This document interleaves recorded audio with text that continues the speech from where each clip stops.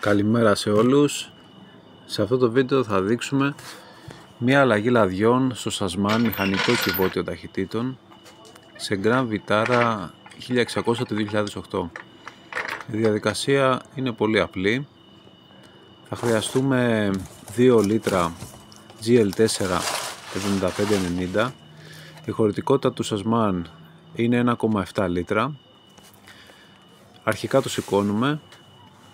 Μπαίνοντας από κάτω θα δούμε ότι υπάρχει μια προστατευτική ποδιά μικρή που προστατεύει το Sasman.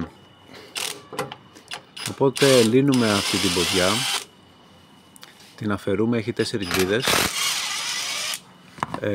οι δύο συνήθως έχουν και παξιμάδια από πάνω, και στη συνέχεια θα δούμε τις τάπες αποστράγγιξης.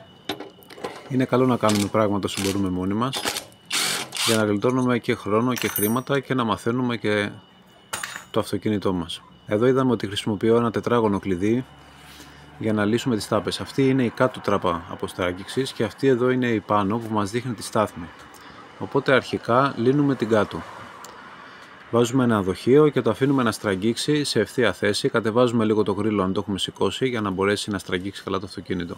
Μετά το ξανασηκώνουμε, βιδώνουμε την κάτω τάπα, ξεβιδώνουμε την πάνω για να μας δείξει πότε θα έχει γεμίσει. Όταν στην πάνω τάπα στάθμης, όπως λέγεται,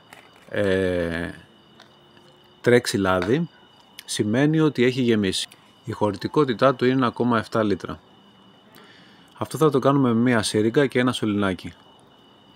Λοιπόν, από την πάνω μεριά του μοτέρ,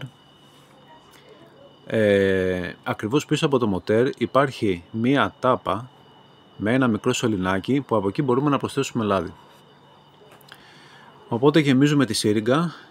Η τάπα φαίνεται εδώ, την έχω αφαιρέσει, φαίνεται το σωληνάκι. Ταιριάζουμε τη σύριγγα μέσα στο σωληνάκι και την αδειάζουμε.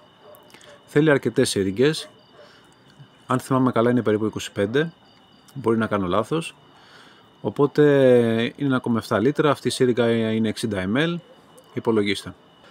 Ωραία, οπότε βάζουμε όσες σύριγγες χρειάζεται. Μόλις δούμε ότι έχουμε βάλει 1,7 λίτρα μετριώντας τα δοχεία μας, θα δούμε ότι από κάτω αρχίζει να δακρύζει πάνω στα τάπα αποστράγγιξης. Τότε είναι έτοιμο. Κλείνουμε την πάνω τάπα, μπαίνουμε κάτω από το αυτοκίνητο και σφραγίζουμε και την τάπα στάθμης. Φυλάμε τα εργαλεία μας για την επόμενη φορά, το σωληνάκι και τη σύριγγά μας, κλείνουμε τα δοχεία και είμαστε σχεδόν έτοιμοι. Έτσι μπορούμε να κάνουμε πολλές δουλειές